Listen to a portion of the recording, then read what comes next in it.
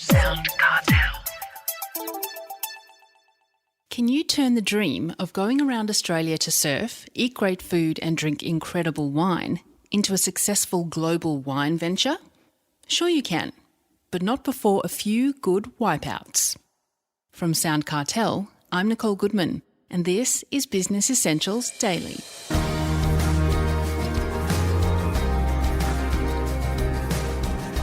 Vinomofo is no ordinary wine club, and over the next 2 days we'll explore how the success of this extraordinary Australian business went from startup to global competitor. In 2011, brothers-in-law Justin Dry and Andre Eichmeyer launched an online wine site aimed at Generation X and Y wine lovers. Anyone's free to join, but bow ties and BS are strictly prohibited. In fact, you have to take a pledge to trust your own taste and acknowledge that there's no right or wrong when it comes to tasting wine. By 2016, that simple philosophy and securing some of the best wines to sell at the cheapest possible prices attracted a mofo tribe of more than 450,000 and $25 million in funding. Like a lot of startups, Vinomofo's success was years in the making, evolving from other ventures that didn't quite work out the way Justin and Andre would have liked. Back in 2016, Justin Dry spoke to Chris Ashmore and explained how their early experiments combining online technology, community and wine were integral to the early success of Vinomofo. It was built for us in a way. Like, we were the same age, we were interested in wine, we had this passion, but we didn't like the kind of bow ties and BS around wine. We hated the intimidation. You know, if I felt intimidated and I'm someone who'd grown up in it, I'd also someone who studied it and someone who'd actually worked for wineries holding tastings for people. If I felt intimidated, imagine how the other young people felt that hadn't actually gone through that. And we hated that. We wanted to kind of democratise wine, I guess, and open up good, interesting wine to the whole community. And so that was kind of the impetus behind it. We didn't really think about business models, and that showed in the results, but it was really fun. It was an awesome business. So that was Quaff. Did that then morph into Vinomofo, or what happened there? Did that business go by the wayside and you did something different? No, so that stayed the whole time, but what we did, we pivoted the business model quite a few times along that journey. And so Quaff was always in the background and kind of like the platform that we used to do new things. But I think the first major pivot we did within that model was to launch an online wine travel show.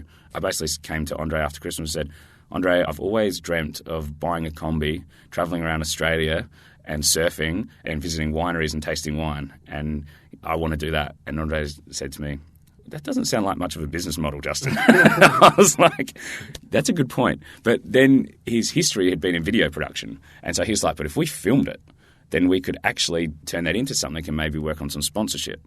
And so Road to Vino was born, and we bought a combi, and then we hopped over there with a camera and some sound gear and started filming. And we basically travelled around to all the kind of amazing wine regions in Australia and picked all the rock star young up-and-coming winemakers.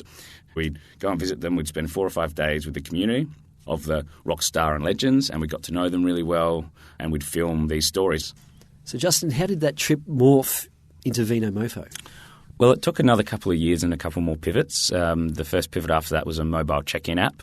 You could check in at wineries all over the country, and that was actually really fun, built a great audience. And then we became a kind of social media digital agency. And eventually, after those two, Vinomofo was born.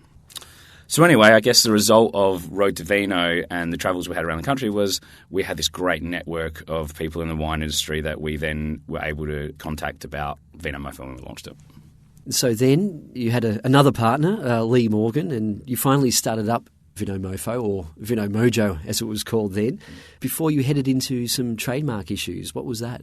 Okay, so we originally were going to call Vinomofo Vinomojo, but when 2 days out from launch, we get a cease and desist from a trademark solicitor saying this public company owned Mojo wines, and it was in a different category, but they wanted to stop us, and we were basically told by our solicitor they could stop us for a period of time, so either change your name or fight it over this time, but you can't launch until then. So we decided, after a few bottles of wine, that we'd change the name. So 2 days out, we just needed to change it a little bit, so we didn't have to change the whole site. So we drank some wine, we were going, Vinomoto, Vinomodo. Then eventually I said, why don't we just call it Vinomofo for the mother that are trying to steal our mojo. Perfect. But Justin, your business, Vinomofo, it's not the only business to sell wine online. What's so different about Vinomofo? It's a couple of things. It's, our core proposition is just so strong. So it's based around curation, value and culture. So look at the curation piece is all about us trying all the wines and selecting the best 5%, from the premium to super premium kind of end of the market. So it's really around that piece. And then because we curate in such a way that we don't feature very many wines, it's not like a broad range, it's a very select range of wines. And because of that, all our volume then goes through that limited range, which means we're buying deeper than anyone, including the big guys, because in that part of the market, that volume that we buy is bigger than anyone, which means we have this real value proposition. So curation equals the value proposition. Then it's the culture piece is the last piece, which is all about no bow ties and BS, no intimidation. We're real people. We care more. We step up. We do some good for the world, and we build this community around that. So I think no one else is doing that as well as we do that. And it's because we truly believe in it. We built this business for us, and that's what it is. So how have you built such a following in such a relatively short period of time? Has your tribe always been with you since the Quaffer days? We've built it by getting the product absolutely spot on and then building the site for us and really standing for something. We're all about no bow ties and BS. And I think when you stand for something really strongly, you can build a tribe of similar-minded people, and that's what we've done. You ask your mofos, the members of the tribe these days, to make a pledge. What's that all about? We really believe in, as I was saying, standing for something. So, we want to align with people with a similar outlook in life. We want people treated fairly. We want to have fun. So we expect people to come into our community to have the same way of doing things. And it's a two-way, yes, we want them as members if they want to be part of this amazing community. But also, we don't want people that don't fit with our community because we're on a mission and we stand for something, and that's what we want to do. So it's kind of two-way approval. Can you give an example of what pledge you require? There's a few pledges, and they're around doing the right thing by the community and themselves. But the first major one is, I will trust my own taste, but I will be adventurous. There is no right or wrong. There is only what I like and what I don't. And so that pledge is all about just trusting your own palate.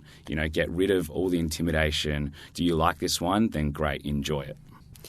So, Justin, you struck more serious issues as you became more popular, and the big retailers didn't like you and started putting pressure on wine producers not to deal with you.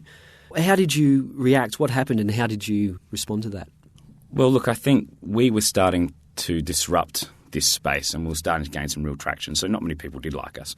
So as far as other retailers, distributors, there wasn't a sense of love to this new player that was coming in and cutting them out of part of the market. So in order for us to kind of challenge that and push back, up until then, we were buying kind of small to medium-sized parcels. What we needed to do, so we became like a viable alternative to all of those other channels, was to get really deep in buying. So we needed to scale up really quickly. That meant either a huge audience scale up or capital, so then we could buy a huge audience and also buy big, big amounts of wine. So that's what we did. We went out looking for money, or partnerships, and there was a lot of people that wanted to be part of that. And eventually we were deciding between a media company and Catch of the Day, which is another big online retailer. We went with Catch of the Day, sold majority of the company to them in about 2012. We actually bought it back in 2013, but their partnership did help us scale up. And what's your relationship these days with producers? Great. So initially we were very kind of focused on one type of deal, like we were, very deal heavy. So we were part of their total solution. We've really broadened the things that we do within our business. And so now we're becoming a full solution for producers. So it's getting better and better. And now that we're taking the business global, we're giving producers an opportunity to take their product to a global market, which is really exciting for both parties. And do you still drink all the wine that you sell? Yes, we drink all the wine. We basically only choose 5% of the wines that we taste, so they're the best 5%. It's in the kind of premium to super premium part of the market, even though the deals are so amazing, but it's a real selection process. The pillars of our business are all around curation, value and culture. So the curation piece is like we pick the best 5%, and they're the ones we definitely drink. And now you've closed a $25 million funding round to take Vinomofo to the next level. You've always enjoyed your independence, though, so why the big move? World domination?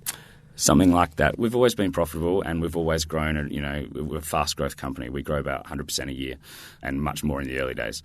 So we didn't actually need capital, but we've had a lot of interest over the years. But Andre and I, as founders, we're like, let's not take it too early if we don't need it. And if we don't ever need it, then don't take it. But what happened was we just think this is the best way to buy wine anywhere. And our mission is for everyone to be able to experience good wine. So when you talk about good wine, you're talking about real passionate winemakers and you're talking about like not the commercial stuff you find on the floors of big chains. And then when you talk about everyone, you're talking about it's not just Australians. So we really do think this is the best way to buy wine. So we needed to go global.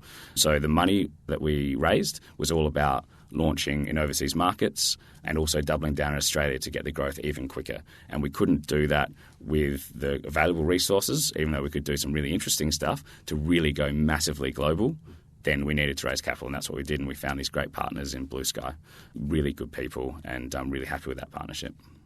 That was Vinomofo co-founder and CEO, Justin Dry.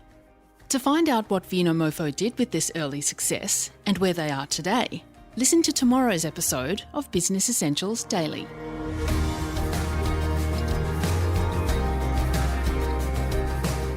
This episode of Business Essentials Daily is produced by the team at SoundCartel. Thanks for listening. I'm Nicole Goodman. We'll bring you more Be Daily tomorrow. Follow at BE Daily Podcast across social media and head to bedaily.com.au for more from the Business Essentials Daily podcast. SoundCartel.